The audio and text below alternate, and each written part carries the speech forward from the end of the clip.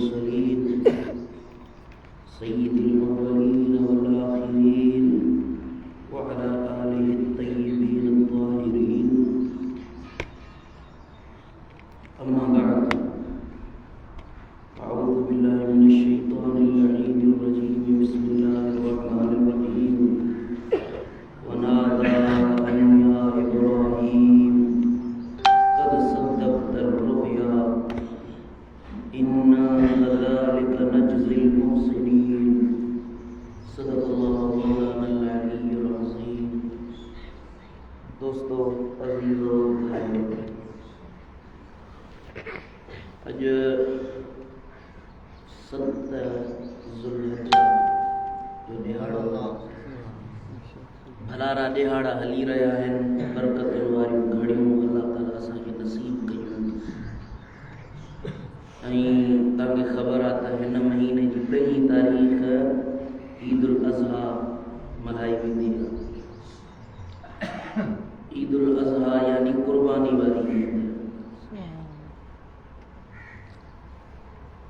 इहा कुर्बानी जेका ईद वारे ॾींहं ते या ईद जे ॿिए ॾींहं ते या 3 ॾींहं ते कंदा आहियूं, इहा सुन्नत आहे नबी हज़रत सैयदना इब्राहीम अलैहिस्सलातु वस्सलाम। अल्लाह जे प्यारे नबी हज़रत इब्राहीम खे अल्लाह तबारक व तआला आज़मायो। आज़माइश कॾहिं उन जे मथां जानी आज़माइश ॾिनईंसि, कॾहिं माली आज़माइश में रब आज़मायोसि। हर आज़माइश में हज़रत सैयदना इब्राहीम पंहिंजे रब जे अॻियां सुरख़ुरू थी। हिकिड़े ॾींहुं मलाइकनि अर्ज़ु कयो, मुंहिंजा मौला तूं इब्राहीम खे ॾाढो प्यार करीं थो, इब्राहीम में कहिड़ी ख़ासियत आहे जो तुंहिंजो महबूब आहे? असांखे ॿुधा हिन में कहिड़ी ख़ासियत आहे जेका तुंहिंजो महबूब बणायो बीठी अथसि। अल्लाह ताला हिकिड़े फ़रिश्ते खे उमाणियो त वञी मुंहिंजे इब्राहीम खे आज़माए। जिब्रील अमीन हो या ॿियो को फ़रिश्तो,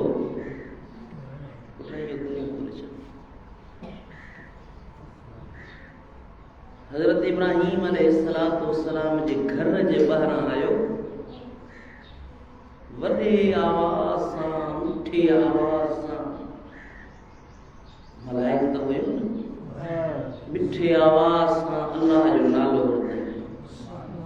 इब्राहीम जे घर जे ॿाहिरां बीही वॾे आवाज़ सां चई अल्लाह। हज़रत इब्राहीम जे घर जे साम्हूं मलाइक चयो अल्लाह।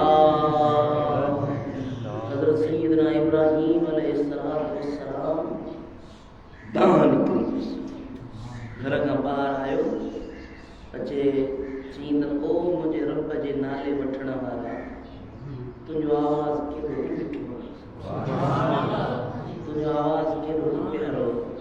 हिकिड़ो दफ़ो वरी ॿीहर मुंहिंजे रब जो नालो वठो, हिकिड़ो दफ़ो ॿीहर मुंहिंजे मालिक जो नालो बचा। उन शख़्स चयो हे इब्राहीम, पहिरीं मूं पंहिंजी मर्ज़ी सां अल्लाह जो नालो वरितो, हाणे जे नालो वठां त उन जे बदिले में मूंखे छा ॾींदे? हज़रत इब्राहीम चयो त मुंहिंजो ॿिन्हिनि वादियुनि जे विच में जेको माल आहे उन मां हिकिड़ी वादी जो सॼो माल तुंहिंजे हवाले थो। ऊठ आहिनि, बकरियूं आहिनि, घेटा आहिनि, रिढूं आहिनि, सभु तुंहिंजे हवाले। फ़रिश्ते चयो अल्लाह। हज़रत इब्राहीम अलैहिस्सलातु वस्सलाम नालो ॿुधी बेताब थी वियो मोहब्बत में। जंहिंखे जंहिंसां मोहब्बत हूंदी आहे उनखे महबूब जो नालो ॾाढो वणंदो। हज़रत सैयदना इब्राहीम बेताब थी करे चयो त ए शख़्स वरी को मुंहिंजे रब जो नालो बचाए। कि पहिरीं त वाती सॼी मूंखे ॾिनई, हाणे कि ये जगह ॿी वादी आहे न इहा बि सॼी तुंहिंजे हवाले कजे। वरी फ़रिश्ते चयो अल्लाह। हज़रत इब्राहीम फरमायो तुंहिंजे आवाज़ में केॾो न दर्द आहे, केॾो न मुंहिंजे रब जो मिठो नालो थो पचारे, वरी वरी मुंहिंजे यार जो नालो थो वठ। उन शख़्स चयसि त हाणे त तो वटि माल को बि कोन रहियो। चई हाणे ॻाल्हि ॿुध, इन माल जी ख़िदमत जे लाइ तोखे नौकर खपे। बिना महिनत जे मां तुंहिंजी नौकरी कंदुसि, तुंहिंजे माल चारींदुसि, पर मुंहिंजे रब जो नालो वठे। उन फ़रिश्ते चयो त ए इब्राहीम, मां को आम माण्हू न आहियां, मां अल्लाह जो मोकिलियल फ़रिश्तो आहियां। असां तोखे आज़मायोसीं पे त तूं पंहिंजे रब सां केॾी मुहबत थो करे। असां अल्लाह जे नाले ते का शइ न आहियूं ॾेई सघंदा, पर इब्राहीम अल्लाह जो अहिड़ो त बानो हुयो जो शयूं त छा पर पंहिंजी जान बि अल्लाह जे नाले ते ॾेई। क़ुरान मजीद में अल्लाह ताला इरशाद फरमायो त हिकिड़े ॾींहुं हज़रत इब्राहीम सुतल हुयो, ख़्वाब में अल्लाह तबारक व तआला जे तरफ़ां अमर थियसि, ए इब्राहीम पंहिंजी सभ खां दिल पसंद चीज़ मूं अल्लाह जे रस्ते में ख़ैरात कर। सुबुह जो उथियो 100 उठ अल्लाह जे रस्ते में ख़ैरात कई, कोई अल्लाह जे रस्ते में विराए छॾी। वरी सुतो त वरी साॻियो ख़्वाब आयसि, वरी ॿिए ॾींहुं उथियो त वरी 100 उठ अल्लाह जे रस्ते में ख़ैरात कई। वरी सुतो त वरी साॻियो ख़्वाब आयसि, 3 ॾींहं ते बि साॻियो ख़्वाब आयो। अर्ज़ की मुंहिंजा मौला, मां तुंहिंजो राज़ सम्झी न सघियुसि। रब फरमाइसि त तुंहिंजो जेको बच्चो आहे न इस्माईल, तुंहिंजो दिलि पसंदि आहे, तुंहिंजो महबूब बच्चो आहे, इन जी त क़ुर्बानी कर। मूं रब जी मुहबत जी दावा करी थो, इब्राहीम तूं पंहिंजे बच्चे जी त ख़ैर क़ुर्बानी कर। इब्राहीम अलैहिस्सलाम इहो न ॾिठो त हे मुंहिंजो बच्चो आहे, मुंहिंजो पुटु आहे। रब जो अमुर थी वियो, आयो बच्चे वटि, पुटु बच्चा। मुंहिंजे रब जो अमुर थियो आहे त तोखे अल्लाह जे रस्ते में क़ुर्बानी कयां। हज़रत सैयदना इस्माईल चयो बाबा जे अल्लाह जो अमुर थियो आहे पोइ पुछण जी ॻाल्हि छा जी आहे? ॻाल्हि ॿुधो न, पीउ त मोहबत वारो, पर कमाल आहे इन पुट जो। कुस जो त पुट न, कुस जे त पुट पियो, पीउ खे त का बि तकलीफ़ कोन्हे। हज़रत सैयदना इब्राहीम चयसि त बच्चा मूंखे अमुर थियो आहे त तुंहिंजी क़ुर्बानी कयां। चवण लॻो बाबा पोइ देरि छा जी आहे, जल्दी कर, वारो कर, मुंहिंजे रब जे अमुर में देरि न कजाए। हिन महिल क़ुर्बानी जो जेॾी महिल अमुर थियो न रुगो इब्राहीम खे थियो, बल्कि इब्राहीम सां गॾु इस्माईल जी परखा बि थिए। हज़रत सैयदना इस्माईल अलैहिस्सलातु वस्सलाम जी ज़ुर्रियत मां मिठे मुहम्मद करीम जी ज़ात, ऐं हज़रत इब्राहीम जे ॿिए औलाद हज़रत सैयदना इसहाक़ मां 70,000 नबीयनि खे अल्लाह ताला पैदा फरमायो। इन क़ुर्बानीअ जे सिले में हज़रत सैयदना इब्राहीम खे अबुल अंबिया सॾियो वञे थो, नबीयनि जो अबो। हज़रत सैयदना इब्राहीम चयो त बच्चा हाणे रब जो हे अमुरा तूं छा थो चवीं? हज़रत इस्माईल चयो त मुंहिंजा बाबा जॾहिं रब जो अमुर थियो त देरि न कर। केॾी वॾी ॻाल्हि आहे जो पीउ जे हथ में काती हुजे, पीउ जी दिलि ते छा गुज़रंदी, ऐं जेको पसंदि वारो बच्चो उहो जेको पसंदीदा बच्चो आहे। बच्चा त सभु बच्चा आहिनि, वरी बच्चे जे मथां काती वहाइण को आम ॻाल्हि त हर कंहिंजे त बस जी ॻाल्हि न आहे, पर पर इब्राहिम जो तो मुझा मौला जे तू राजी ही तो मां इब्राहिम पंहिंजे बच्चे खे बि कुर्बान करे छॾी। अल्लाह कायनात में वॾियुनि कुर्बानियुनि वञा इहा कुर्बानी आहे। सुभान अल्लाह। करबला जे मैदान में हज़रत सैयदना इमाम हुसैन हाणे 2 महीना आहिनि, हिकिड़ो ज़िलहज जो महीनो, ॿियो आहे मुहर्रम जो महीनो। इस्लामी साल जो आख़िरी महीनो आहे ज़िलहज, हे जेको हले थो पियो। इस्लामी महीने जी इब्तिदा आहे मुहर्रमुल हराम। मुहर्रमुल हराम में मिठे मोहम्मद करीम जे बचड़नि जी कुर्बानी आहे। ज़िलहज जे महीने में हज़रत इब्राहिम जे बच्चे जी कुर्बानी, यानी मिठे मोहम्मद जे बाबनि मां उनजी कुर्बानी आहे। ऐं मुहर्रम में मुंहिंजे महबूब जे औलाद जी कुर्बानी आहे। मुंहिंजे महबूब जो अबाणो अबाब अल्लाह जा आबिद हुया, ज़ाहिद हुया, अल्लाह जे रस्ते में कुसजण वारा हुया, त महबूब जा बच्चा बि अल्लाह जी राह में कुर्बान थियण। सुभान अल्लाह, सुभान अल्लाह। कुर्बानी ॾिसो न, ॿिन्ही कुर्बानियुनि खे तव्हां ताराज़ी में तोरियो त तव्हां ॾिसंदो त ॿई कुर्बानियूं लाजवाब लासवाल कुर्बानियूं। हज़रत सैयदना इमाम हुसैन अली मक़ाम जी कुर्बानी आहे, जो हथ में बचड़ो अथसि अली असगर।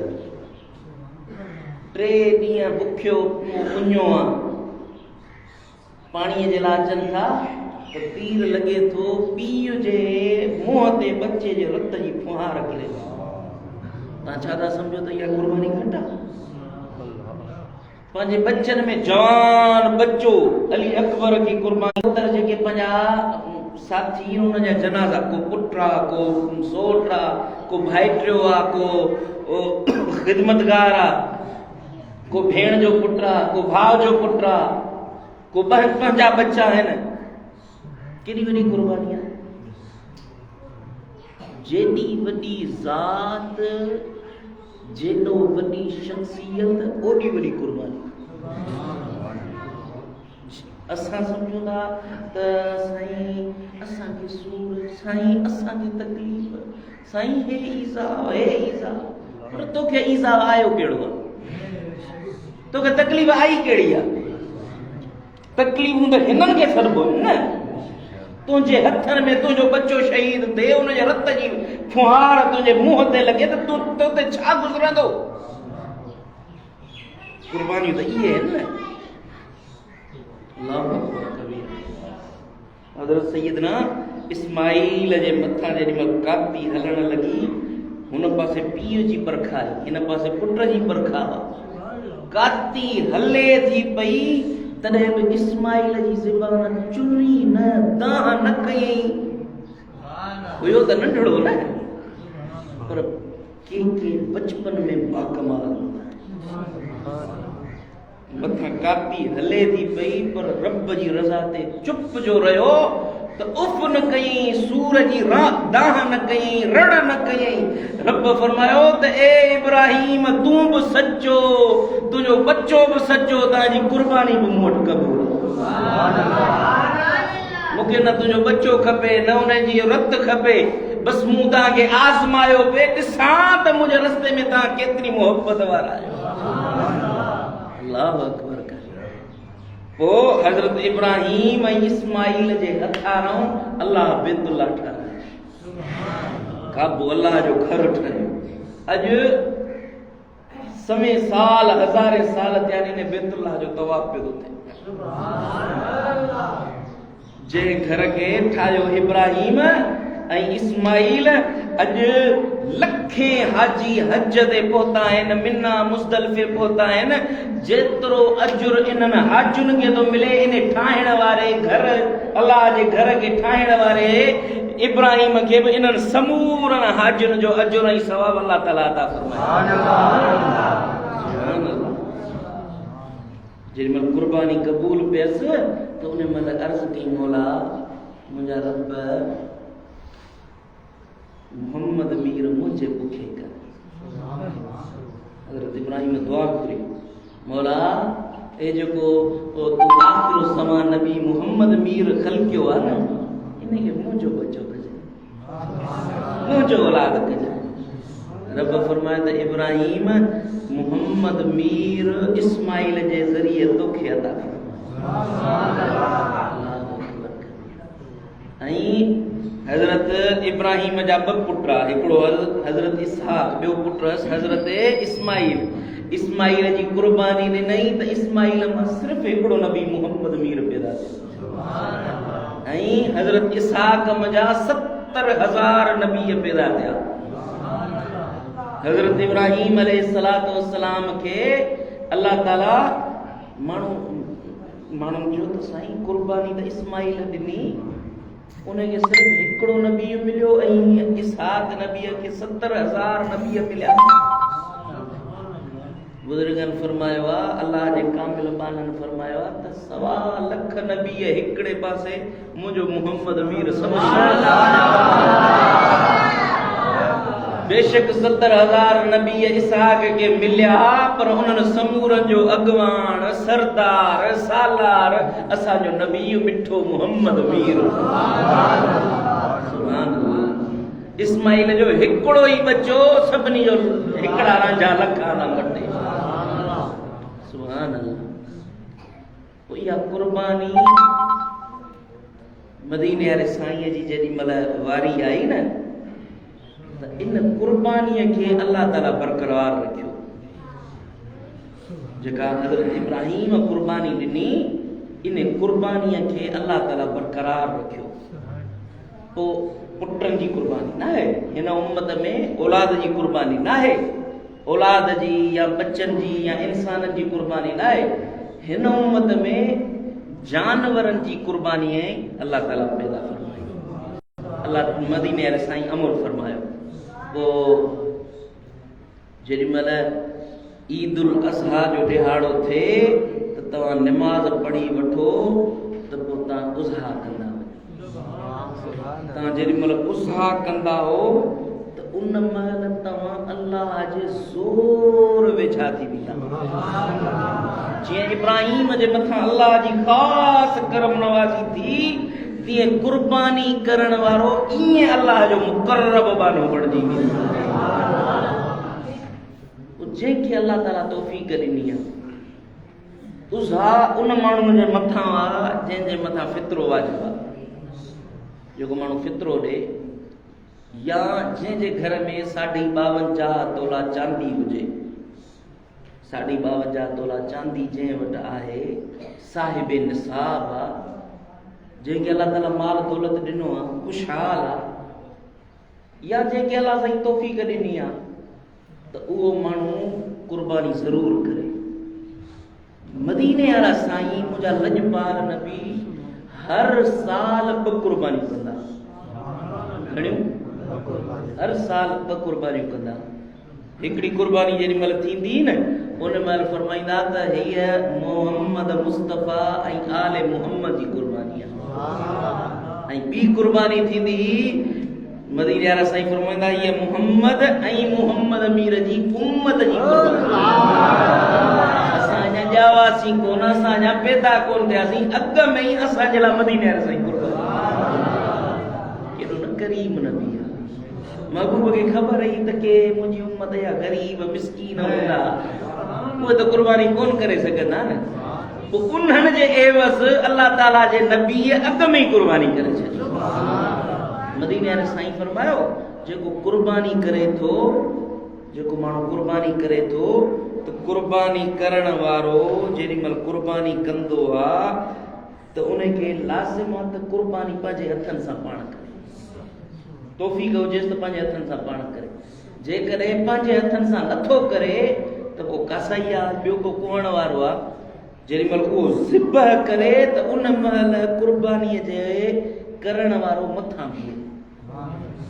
हज़रत सैयदा फातिमा ज़हरा सलामुल्लाह अलैहा, मुंहिंजे महबूब जी न्याणी, जेॾी महिल कुर्बानी बि थिए त मदीने वारे साईं फरमाए, फातिमा जी या रसूल अल्लाह।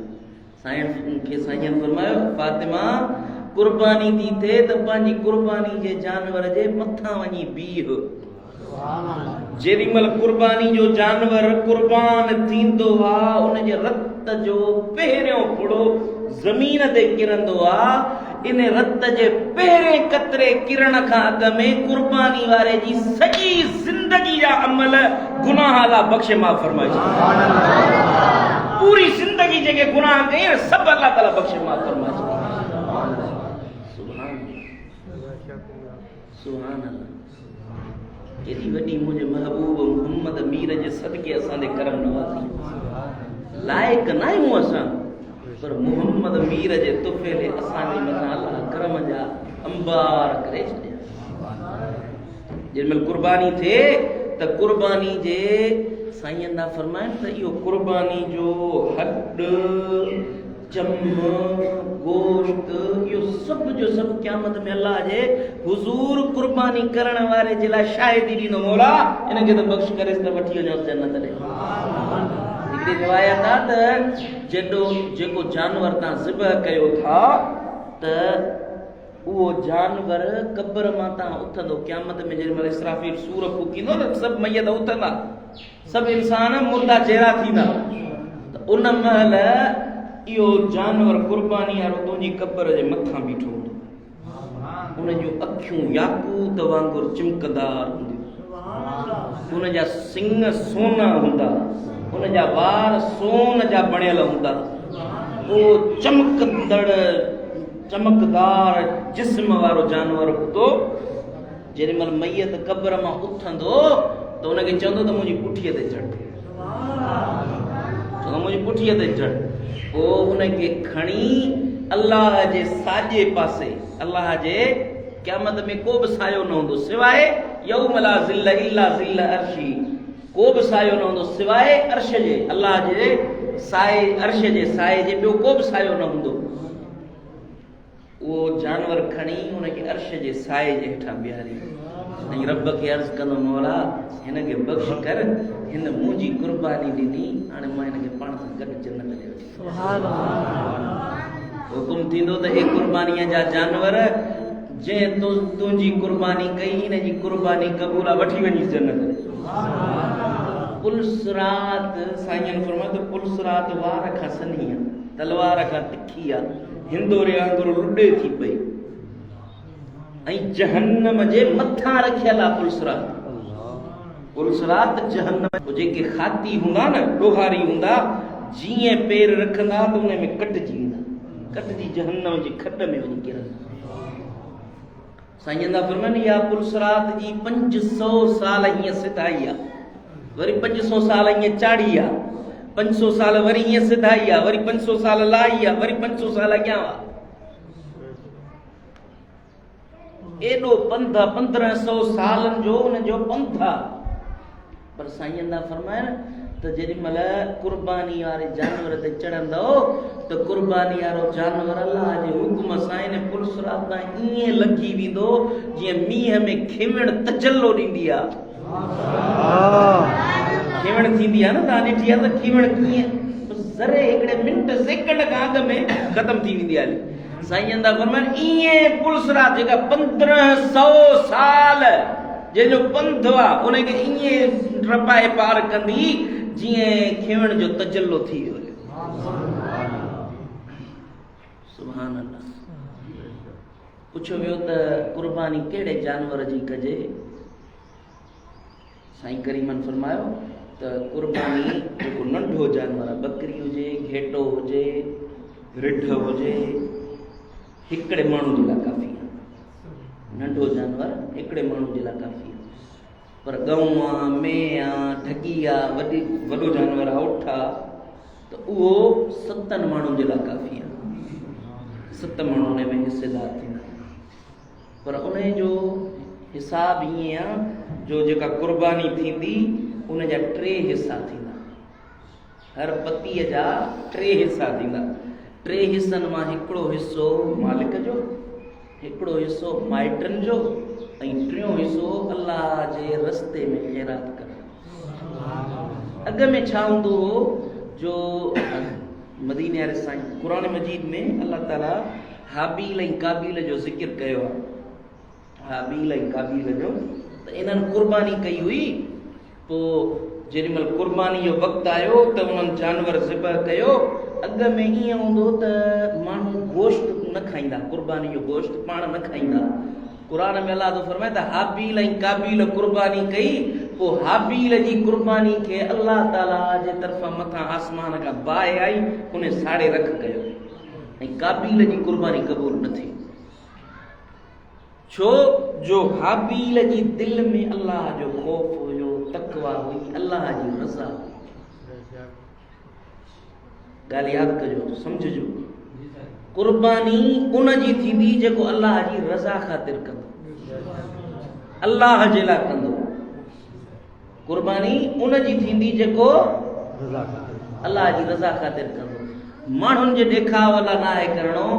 या अहिड़ो माण्हू आहे चए थो त कुर्बानी कंदुसि, गोश्त खाईंदुसि, गोश्त त हूअं ई नसीब थींदो, पर जंहिं गोश्त खाइण लाइ कुर्बानी कई उन जी कुर्बानी सिर्फ़ गोश्त लाइ थींदी, उन जी अल्लाह वटि क़ाबिल क़बूल न थींदी। 7 पतियूं थियनि थियूं जंहिं जानवर में, त उन्हनि मां हिकिड़े माण्हू रुगो इहो सोचियो त मां इहा कुर्बानी जेका थींदी उहा मां गोश्त लाइ थो कयां, गोश्त खाईंदासीं, त उन्हनि में 6 जी कुर्बानी रायगान थी वेंदी। जॾहिं कुर्बानी कयो त ॾिसी वाइसी अहिड़े माण्हू सां गॾु कुर्बानी कजो जेको गोश्त जो तलबगार न हुजे, अल्लाह जी रज़ा जो तलबगार हुजे। ऐं हुकुम आहे त जेॾीमहिल जानवर वठो त उन जानवर खे पाण पालियो, उनखे गाह खारायो, उनखे संभालो, उन जानवर जी अहिड़ो ख़्यालु कयो जीअं बच्चनि जो ख़्यालु कयो।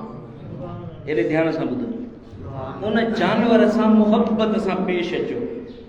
जेॾीमहिल तव्हां उन सां मुहबत सां पेश ईंदव न, कुझु ॾींहंनि में तव्हांजी उन सां दिलि थी वेंदी आहे। जेॾीमहिल कुर्बानी कंदो त तव्हांजे दिलि ते उहो पसंदि थी वेंदो आहे न, पोइ उनजे विछड़ण जो तव्हांखे ॾुख थींदो।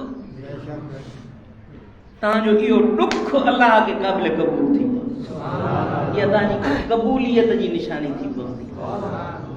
सम्झो था या नथा सम्झो? कुर्बानी जेको माण्हू करे, सभिनी खां अव्वल लाज़िम आहे त तव्हां कुर्बानी कयो। अल्लाह साईं तौफ़ीक़ ॾिनी अथव त को बि कुर्बानी खां सवा न रहे।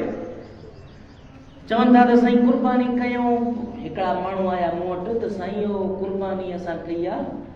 माण्हू चवंदा हाणे न वेझो, न गुस्ल कयो, न कपिड़ा मटायो।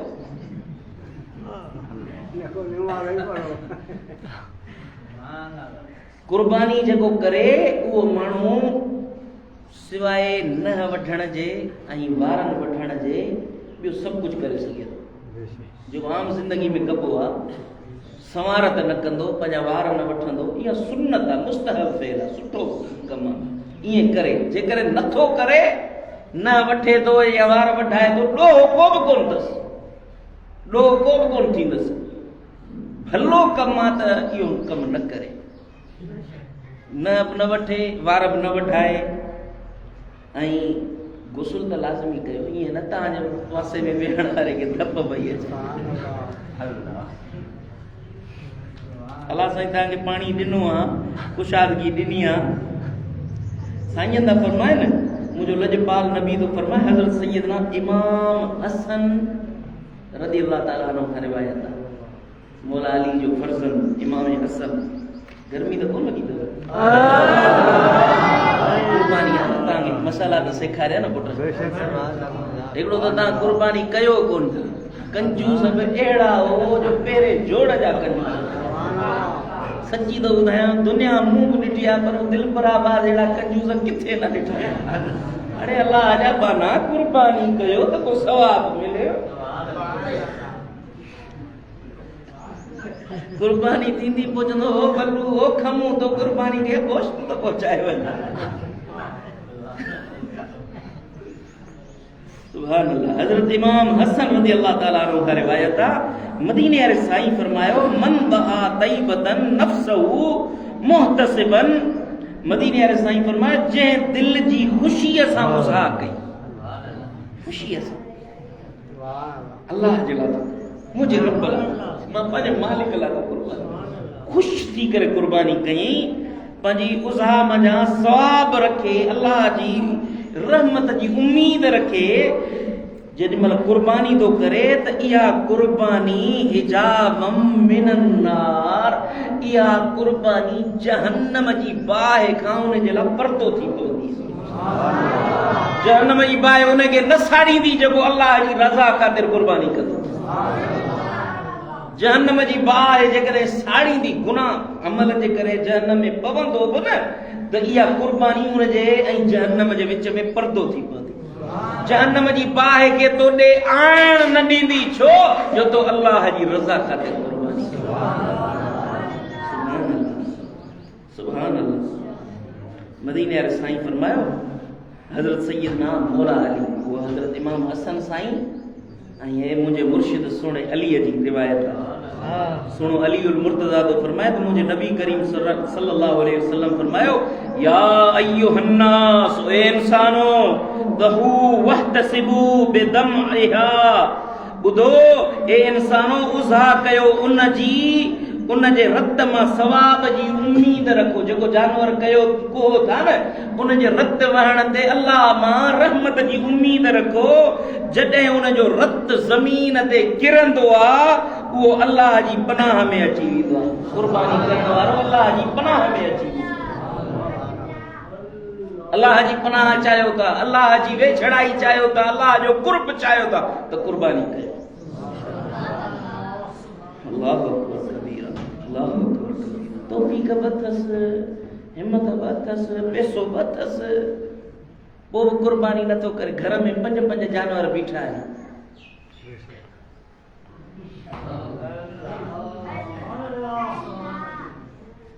इन जे लाइ हुकुम आहे त इहो असांजी ईदगाहुनि जे वेझो न अचे। जंहिंखे तौफीक बि आहे पोइ बि इहो कुर्बानी नथो करे त इहो असांजी ईदगाहुनि ॾे न अचे।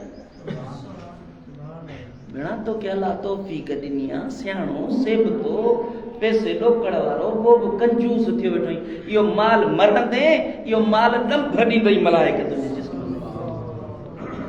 माल उहो भलो आहे जेको खाई पंहिंजी जान ते ख़र्च करी, पंहिंजे बचनि ते ख़र्च करी ऐं जेको अलाह जे रस्ते में ख़िरात करे। माल इहो भलो आहे।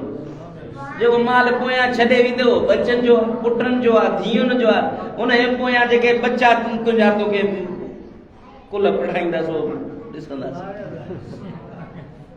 अलाह जा बाना, अलाह तौफीक ॾिनी थी त कुर्बानी कर न।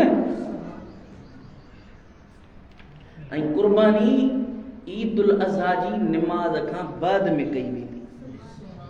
ईद उल अज़हा जी निमाज़ पढ़ी पोइ कुर्बानी कई वेंदी। अल्लाहु अकबर कबीर। ऐं मदीने वारा साईं मुंहिंजा लजपाल नबी हर साल ॿ कुर्बानियूं कंदा, हिकिड़ी पंहिंजी ऐं पंहिंजे आल जी, ऐं ॿी मदीने वारे साईं जी उम्मत जी। जेॾीमहिल वफ़ात जो वक़्तु क़रीब थियो त मदीने वारे साईं फरमायो, अली, मुंहिंजे अली खे त हाणे हज़रत अली आहे, या रसूल अल्लाह, जी चवां मुंहिंजा महबूब हुकुम कयो। साईं फरमायो, अली, हाणे मुंहिंजी वफ़ात जो वक़्तु क़रीब आयो आहे, मां तोखे हुकुम थो कयां त जेॾीमहिल मां वफ़ात करे वञा त मुंहिंजी वफ़ात खां पोइ मुंहिंजी कुर्बानी ज़रूरु कजांइ। पोइ जेसीं सुहिणो अलीउल मुर्तज़ा ज़िंदा हुयो तेसीं ताईं हिकिड़ी कुर्बानी पंहिंजी कंदो, ॿी मिठे मोहम्मद करीम। सुभान अल्लाह। भला जे अल्लाह साईं तव्हांखे तौफीक ॾे त हिकिड़ी कुर्बानी पंहिंजी कयो, हिकिड़ी मदीने वारे साईं जी कयो। तव्हांखे इन जी बि हिकिड़ी ख़ासियत थो ॿुधायां। ॿुधो, हिकिड़ो माण्हू आहे जेको बीमार रहे थो मुस्तक़िल। इहो बुज़ुर्गनि फरमायो, कंहिं हदीस में शरीयत में न आहे, बुज़ुर्गनि जी थो ॻाल्हि ॿुधायां। हिकिड़ो माण्हू आहे जंहिंखे बीमारी थिए थी, या मुसीबत आहे, या ज़हनी अज़ियत जो शिकार आहे, मदीने वारे साईं जे नाले सां उज़ा करे चवे त हे बकरो आहे, दुंबो आहे, मां मदीने वारे साईं जे नाले ते ज़िबह कयो। पोइ उनखे जेॾीमहिल ज़िबह करे उन जो गोश्त पाण बि खाए, बीमार आहे, उहो गोश्त खाईंदो। मदीने वारे साईं जी उज़हा जी जो जेको गोश्त खाईंदो न, इन सां अल्लाह ताला उनखे तंदुरुस्ती अता फरमाए। इहा सिहत जो हिकिड़ो राज़ थो ॿुधाए। अल्लाह तबारक व तआला असां सभिनी खे उज़हा करण जी तौफ़ीक़ अता फरमाए। ॿियनि जी उज़ाउं ॾे अखियूं न विझो, पंहिंजी उज़ा अॼु मूंसां वाइदो कयो त उज़ा केरु केरु उज़ा हिमत मत मदद ख़ुदा अलाह गंज ॾींदव, तव्हां अलाह अलाह कंदो न, अलाह तव्हांखे ख़ाली कोन छॾींदो।